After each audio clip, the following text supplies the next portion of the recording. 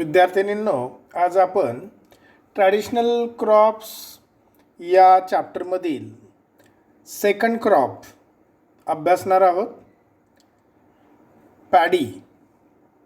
Paddy in bracket rice, आपण त्याला तांदूळ म्हणतो.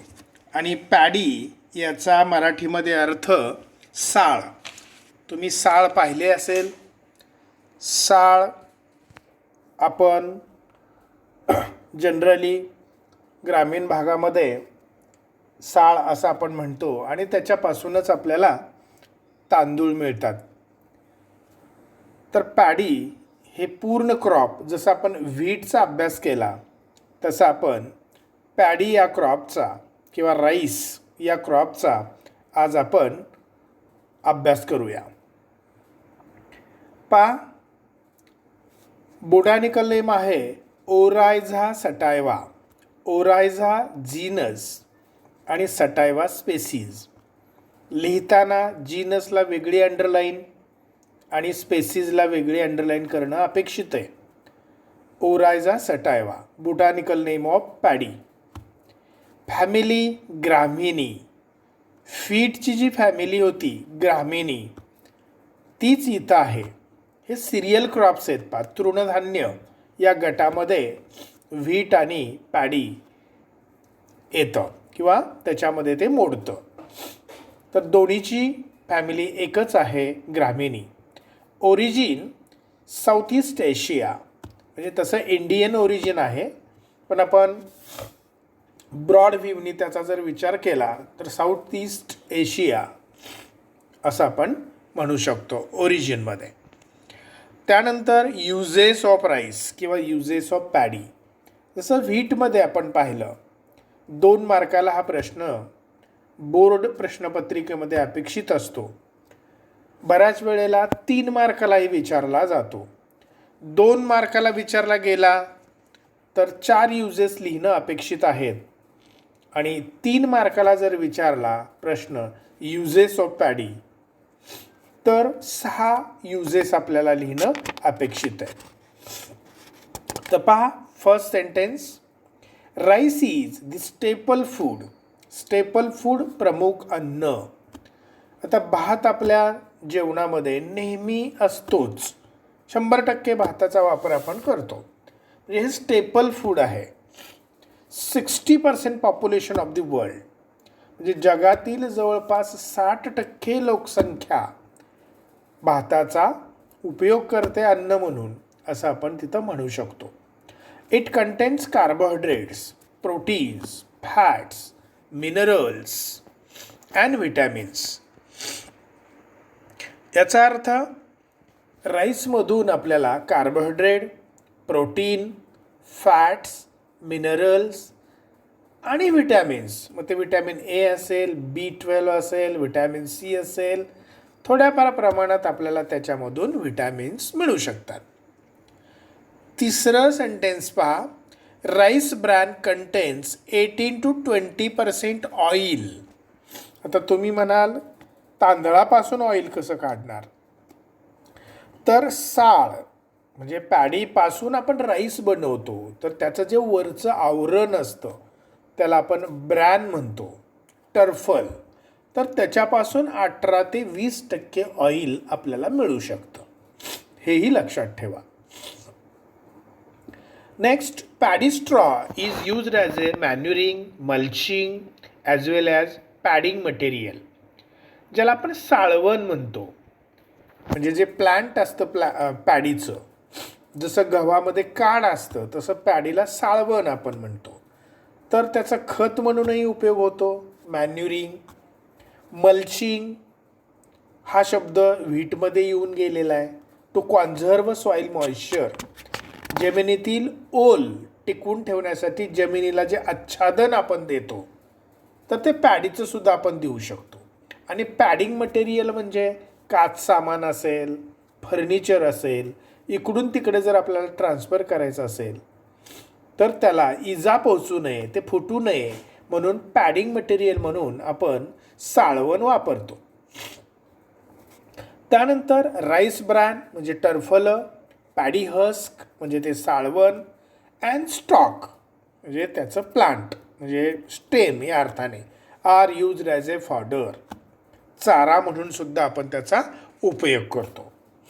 Inferior quality of rice used as a poultry feed. आता भातामध्ये अनेक व्हरायटीज आहेत.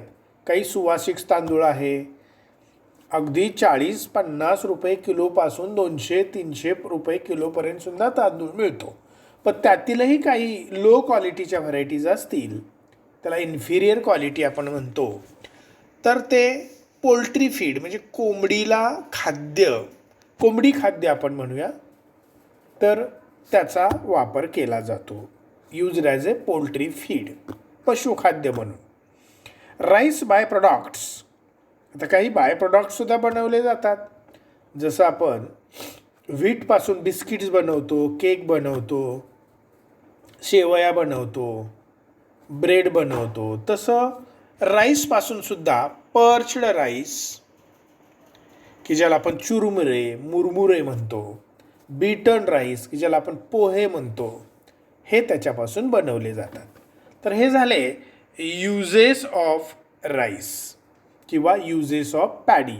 यालाच दुसरं नाव आहे इकॉनॉमिक इम्पॉर्टन्स ऑफ पॅडी. मला वाटतं एवढं याच्यामध्ये पुरेसं आहे. 6 मुद्दे 3 मार्कासाठी, 4 मुद्दे 2 मार्कासाठी. स्टार IMP ही युजेस ऑफ पॅडी फार महत्त्वाचं आहे. त्यानंतर सॉईल. पहा, आपण व्हीटमध्ये सुद्धा याच क्रमाने गेलो आहे. Soil, climate. आता soil, it requires alluvial to lateritic soil. Alluvial याचा अर्थ गाळाची जमीन आणि लॅट्रॅटिक सॉईल म्हणजे red soil of Konkan region, कोकणातील तांबड्या जमिनी. या प्रकारच्या जमिनी पॅडीला सुटेबल आहेत, आयडियल आहेत किंवा योग्य आहेत. It also grown on kharlands and basalt soils. आणि जर एखादी खारवट जमीन असेल, भात खाचर म्हणतो आपण, जिथं खूप पाणी साचतं, अशा जमिनी, बेसॉल्ट सॉईल, अशा जमिनीवरती सुद्धा आपण पॅडी ग्रो करू शकतो. It should be fertile and well drained. मग त्या जमिनीचे गुणधर्म आपल्याला लिहावे लागतात, जसे आपण व्हीटमध्ये लिहिले. फर्टिलिटी असेल, वॉटर होल्डिंग कॅपॅसिटी असेल, ड्रेनेज असेल, आणि शेवटी ऑप्टिमम pH सामू. तर तो किती आहे? 5.5 to 7, किंवा आपल्या नेहमीप्रमाणे आपण म्हटलेलं होतं व्हीटमध्ये 6.5 to 7.5, 7.5 ते 7.5 या दरम्यानचा pH तुम्ही लिहू शकता आणि ते चालू शकतं. क्लायमेट, हवामान. It is a tropical crop. Paddy हे ट्रॉपिकल क्रॉप आहे. उष्ण हवामान लागतं. उष्ण कटिबंधीय पीक आहे, की जसं गहू टेम्परेट आहे, त्याला कूल सीझन आपण म्हटलेलं आहे, पण इथं मात्र ट्रॉपिकल क्रॉप आहे. It requires warm and humid climate. उबदार आणि दमट हवामान पॅडीला मानवतं. ऑप्टिमम टेम्परेचर रेंज, सरासरी तापमान हे 20 to 37 डिग्री सेल्सिअस आहे, की जे गव्हामध्ये आपण 7 to 21 डिग्री सेल्सिअस म्हटलेलं होतं. इथं 20 ते 27 डिग्री सेल्सिअस एवढं सरासरी तापमान लागू शकतं. Rainfall requirement is more than 1000 millimetre. म्हणजे सर्वसाधारणपणे जो पाऊस आहे पॅडीला लागणारा, तो 1000 मिलीमीटरपेक्षा जास्तीचा हवा. खरं तर हे वॉटर लव्हिंग प्लांट आहे, पाणी खूपच लागतं, त्यामुळं 1000 मिलीमीटरच्या पुढे पाऊस असला तर पुरेसा होतो किंवा पॅडीसाठी तो सुटेबल आहे, मानवतो. नेक्स्ट, आता आपण botanical name, origin, family, uses, soil आणि क्लायमेट हे मुद्दे घेतले. आता ॲक्च्युली पॅडी कल्टिवेट करणं किंवा त्याची लागवड करणं हे 4 पद्धतीमध्ये आपल्याला सांगता येतं. त्याला आपण मेथड्स ऑफ पॅडी कल्टिवेशन असं म्हणतो, की पॅडी किंवा तांदूळ लागवडीच्या पद्धती. मेथड्स ऑफ पॅडी कल्टिवेशन हे फक्त लक्षात ठेवा. याच्यामध्ये चौथी जी मेथड आहे ती महत्त्वाची. ती त्या वेळेला मी तुम्हाला त्याबद्दल सांगेन की काय महत्त्वाचं आहे. तर इथे आपण अगोदर इनलिस्ट करूया. Dry cultivation, wet cultivation, semi dry cultivation, आणि चौथी आहे intensive or Japanese method of paddy cultivation. पहा, ड्राय, वेट, सेमी ड्राय याच्यातून तुम्हाला काय जाणवतं? कशावरती अवलंबून असतील या पद्धती? तर इरिगेशनवरती. पाणी किती देत आहे. ड्राय म्हणजे एकदम पावसावरती अवलंबून असणारा भात, की ज्याला आपण ड्राय कल्टिवेशन म्हणतो. वेट कल्टिवेशन म्हणजे अगदी आपल्याला भरपूर पाणी आहे, कोकणातले जसं आपण पाहतो भरपूर पाऊस पडतो तिथं वेट कल्टिवेशन होतं. सेमी ड्राय कल्टिवेशन की जिथं त्या पॅडीचा अर्धा भाग किंवा अर्धा आयुष्य म्हणूया आपण, हे ड्राय कंडिशनला जातं आणि उर्वरित अर्ध आयुष्य हे वेट कंडिशनला जातं. त्याला आपण सेमी ड्राय असं म्हणतो. म्हणजे आपल्याकडे काही पाण्याची सुविधा असते पण लिमिटेड असते, तर तिथं आपण सेमी ड्राय कल्टिवेशन पद्धत उपयोगात आणतो. आणि चौथी जी आहे ती सायंटिफिक आहे पहा थोडीशी, की मॉडर्न मेथड आहे, इंटेन्सिव्ह, मोठ्या प्रमाणात वापरली जाते.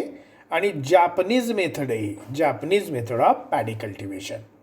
तर इनलिस्ट करण्यासाठी हे तुम्ही लक्षात ठेवणं गरजेचं आहे. आता पुढे पहा, आता आपण एका पाठोपाठ या पद्धती काय आहेत, त्याची वैशिष्ट्य काय आहेत ते आपण बघून घेऊ. आता पहा, ड्राय कल्टिवेशन कुठं फॉलो केली जाते? It is followed in area of inadequate and uneven rainfall where irrigation facilities are not available, की जिथं पाऊस कमी पडतो किंवा कधी पडतो कधी नाही, त्याचं डिस्ट्रीब्युशनसुद्धा अनइव्हन असतं.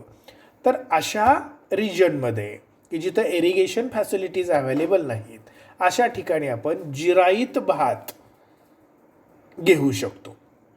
Deep black soil with good water holding capacity is used. तर अशा भात पिकासाठी, पॅडीसाठी आपण कोणती जमीन वापरली पाहिजे?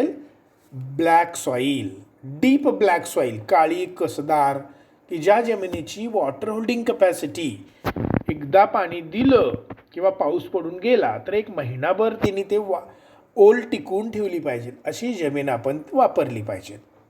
Field is ploughed immediately after harvest of previous crop.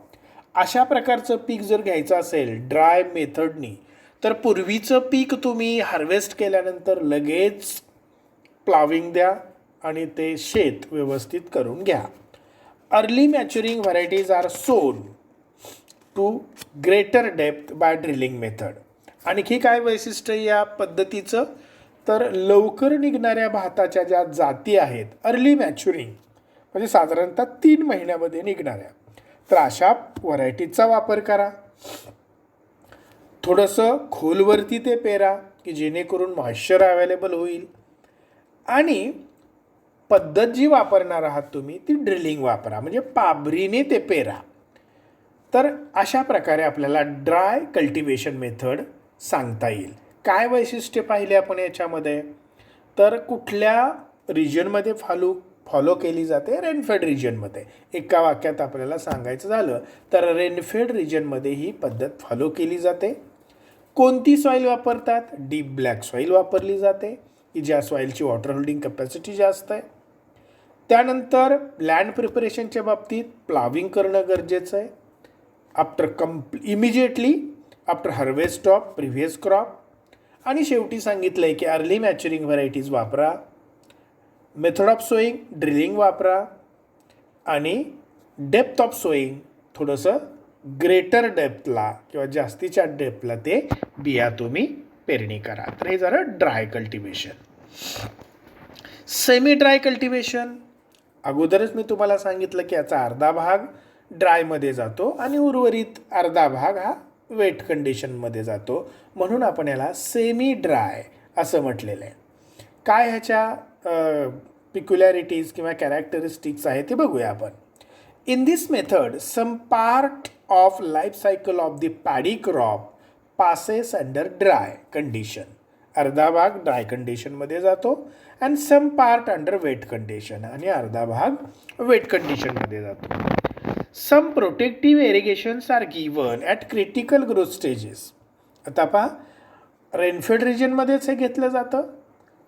पाऊस पडून गेल्यानंतर आपण हे पेरतो, पण ज्या काही प्रोटेक्टिव्ह इरिगेशन्स म्हणजे आपल्याकडे विहीर असते पण पाणी लिमिटेड असतं, अशा वेळेला आपण त्या क्रिटिकल ग्रोथ स्टेजेसला त्या पॅडीला पाणी द्यावं लागतं, तर उत्पादन जास्त येईल. मग अशा कोणत्या क्रिटिकल ग्रोथ स्टेजेस आहेत पॅडीच्या? तर टिलरिंग स्टेज, फुटवे येण्याची अवस्था, फ्लावरिंग स्टेज, ओंबी किंवा लोंबी येण्याची अवस्था, आणि ग्रेन फिलिंग आणि त्याच्यामध्ये दाणे भरण्याची अवस्था. ह्या 3 अवस्थेमध्ये तुम्ही तुमच्या विहिरीतून त्या पिकाला पाणी देणं गरजेचं असतं. This method helps in suppressing the weed growth. आणि ही जी पद्धत आहे ते या पद्धतीमध्ये वीड पॉप्युलेशन, की ज्याला आपण तण म्हणतो, तर ते तण कमी येतं किंवा त्याची ग्रोथ जास्तीची होत नाही. In short, in this method the crop grown on moisture available in bundled field. आणि ही जी पद्धत आहे ही आपण कुठे घेऊ शकतो? तर जिथं भात खाचरं आहेत आणि त्याच्यामध्ये पूर्वी कधीतरी पाणी थांबून गेलेलं आहे, तर त्याच्या ओलाव्यावरती आपण निम्मा भाग त्या पॅडीचा किंवा निम्मा आयुष्य आपण पॅडीचं घालवतो आणि मग उर्वरित आयुष्य त्याचं, मग समजा 3 महिन्याचं क्रॉप असेल तर 1.5 महिना ड्रायमध्ये, 1.5 महिना वेटमध्ये, तर ते वेटमध्ये आपण प्रोटेक्टिव्ह इरिगेशन्स देतो.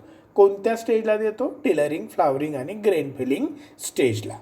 तर आपण या 4 पद्धतीपैकी ड्राय कल्टिवेशन आणि सेमी ड्राय कल्टिवेशन म्हणजे पहिली आणि तिसरी पद्धत आपण आज पाहिली. आणि आता पुढील लेक्चरमध्ये आपण उर्वरित भाग म्हणजे मेथड्स ऑफ पॅडी कल्टिवेशनचा, म्हणजे वेट कल्टिवेशन कसं असतं आणि Japanese method of paddy cultivation कसं असतं, आणि त्या पुढील भाग आपण शिकूया.